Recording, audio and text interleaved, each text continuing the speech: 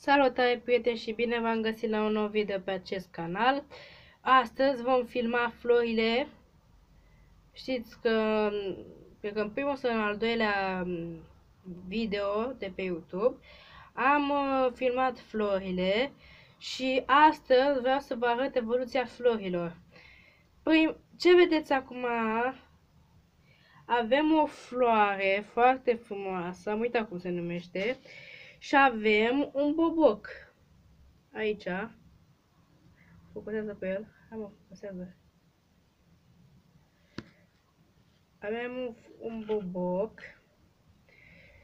Și la cactusul pe care vi l-am arătat atunci, și el a făcut un boboc.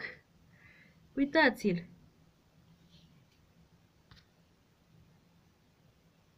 Acesta e bobocul și aici asta e cactusul. Au mai crescut și frunzulițe.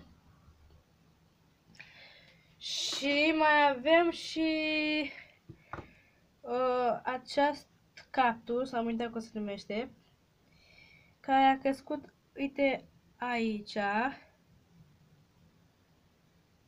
o frunzuliță.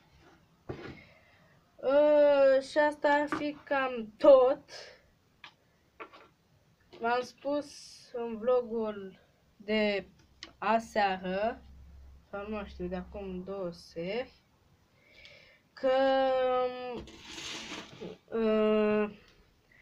că vreau să, cum să vă zic, să filmez la bunici și acolo o să am mai mult timp să filmez și să fac mai multe vloguri și restul.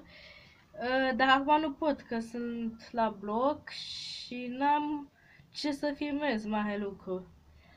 Dar vă promit, când o să ajung la bunici, poate în vara asta, o să fac filmări și o să le postez. Și cum am spus și din vlogul trecut, vreau să îmi lăsați în comentarii câte videoclipuri vezi pe săptămână și dacă vreți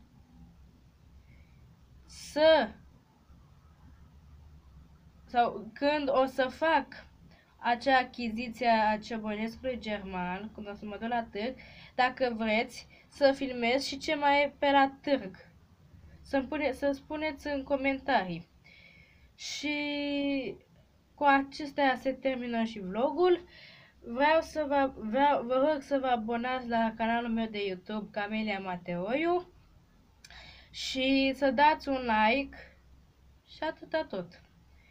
Vă urez o zi bună, stați în case, protejați-vă, beți multe lichide și mâncați multe fructe și legume.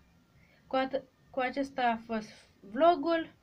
Ne vedem data viitoare. La revedere!